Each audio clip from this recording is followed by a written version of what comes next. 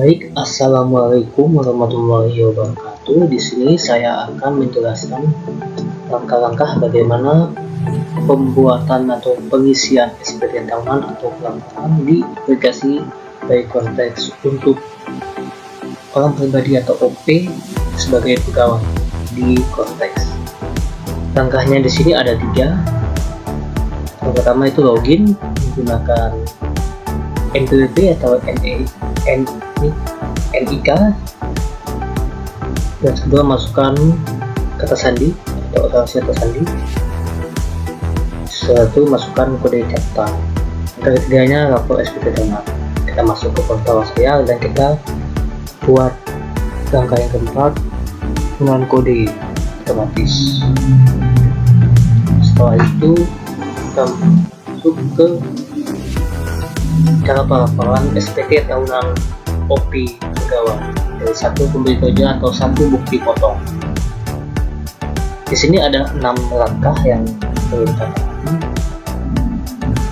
Yang pertama itu adalah akses menu SPT atau SPT buat konsep SPT. Nah, yang kedua isi bagian SPT bagian induk. Yang ketiga isi SPT bagian 1. Yang keempat, cek bagian induk bagian E11A, pastikan nilai PPH-nya nil atau 0. Yang kelima, sumpit SPT di induk paling bawah bagian K. Situ ada pernyataan, kita centangkan saja,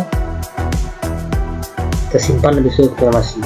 Yang keenam, download bukti potong atau bukti lapor SPT tahunan. Oke, kita masuk ke langkah yang pertama, yaitu akses menu SPT tahunan OP. Langkahnya, kita buka di klik SPT, habis itu klik buat SPT, nantinya pilih PPH OP atau klik lanjut, pilih SPT tahunan periode pertama. Di sini kita langkah yang pertama klik SPT, di sini buat SPT. Yang kedua kita buat konsep SPT. Nah, selanjutnya bagian 3 pilih PPH OP dan klik lanjut main.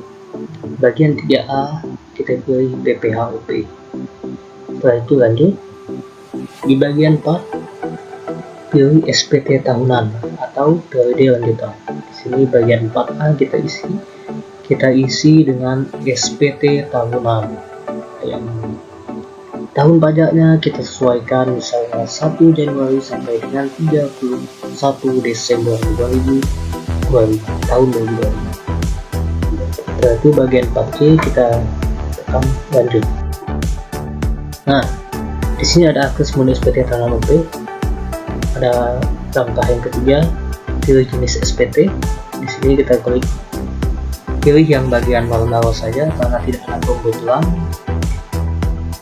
Setelah itu bagian 5B kita buat konsep SPT. Kita buat konsep SPT-nya. Terus kita pilih model SPT atau buat SPT, buat konsep SPT. Setelah itu kita lihat tanda pena di sini. Setelah buat ada tanda pena kita klik dan lihat. Nah, ini. Habis itu kita centang sumber penghasilan lain. Itu ya, centang sumber penghasilan. Kita centang di sini ada kayak kegiatan usaha, pekerjaan bebas. Kita centang yang pekerjaan. Setelah itu kita posting di bagian 1 ya, lembaran 1 SPT tahunan PPH wajib pajak pribadi. Setelah itu di bagian 1A, B1A kita jawab ya. Di sini kita jawab ya. Setelah itu di bagian C5 pilih PTKP sesuai dengan tanggungan. Di sini PTKP-nya saya buat kanwal saja. Jika memang sudah menikah punya tanggungan, misalnya contohnya tanggungannya 2, di sini kita bikin K2. Jika sudah ada satu tanggungan bisa jadi K1, paling banyak itu K3. Setelah itu bagian D10 bagian C5 tadi ke PTKP dan yang lainnya kita jawab sesuai. Nah, ini ya Yang bagian B, isi SPT di bagian induk. Ini bagian induk. Di bagian D, di bagian D kredit pajak. Di bagian 10A kita jawab ya, ada bukti potong pihak lain. Apakah kita dapat yang telah dipotong atau dipungut pihak lain? Ya, ada.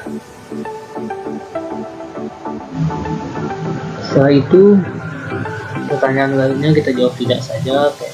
Tulis yang di 10D apakah ada. Di 10A tadi yang ini tadi pertanyaan lain dijawab atau tidak. Pertanyaan lain dijawab tidak saja ya. Apakah Anda benar tidak? Apakah memiliki utang atau pajak? Tidak. Tidak. Nah, bagian C kita isi isian SPT bagian 1, yaitu ada bagian A, ada ini data harta, bagian D ada data penghasilan sesuai Bupot, bagian E cek atau isi data Bupot sesuai Bupot. Kayak gitu. Bagian A ini wajib kita isi minimal 1. Kita tambahkan harta kita, misalnya ada kas, kita masukkan saja, atau ada yang lainnya sesuai, karena ini sudah data masih menggunakan data tahun yang sebelumnya sudah ada di aplikasi tersebut. Setelah itu klik saja tambah, kita masukkan berapa nominal kas kita masukkan aja di sini. Yang kedua, bagian D isi data penghasilan sesuai Bupot, kita tambahkan, kita masukkan hanya sesuai dengan yang ada di potong. Yang E cek atau isi data Bupot, jika sesuai, jika tidak sesuai kita bisa tambahkan lagi di sini dengan sesuai dengan data yang di Bupot. Nah, ya. Selanjutnya bagian D cek status PPH di bagian induk ya. Di bagian induk bagian E11A pastikan nilai PPH nihil atau 0. Di SPT tahunan pajak penghasilan atau PPH wajib pajak OP. Di sini 11A kita lihat nihil ya, tidak ada. Berarti sudah sesuai dengan contoh yang benar. Ya, bagian E yang kelima ini subit SPT induk paling bawah bagian K. Situ ada pernyataan kita centang ya. Ini satu kita centang. Sepenuhnya akibat ini ya. Ini yang kedua klik bayar dan lapor. Nah, ini kedua kita klik. Setelah itu bagian ketiga isi kata sandi aktualisasi. Kita isi kata sandi yang tadi di sini kita masukkan. Bagian yang keempat kita simpan, dan yang kelima konfirmasi tanda tangan. Ini bukti lapor SPT tahunan. Dan F di submenu SPT yang dilaporkan, klik tanda terima email atau KBP yang akan diklikkan di bawah.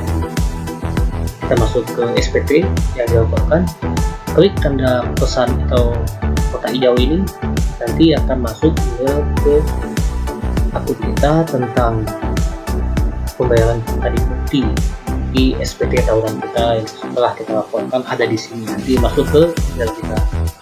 Mungkin hanya itu saja yang bisa saya sampaikan.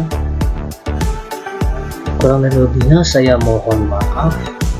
Wabillahi taufiq wal hidayah. Wassalamualaikum warahmatullahi wabarakatuh.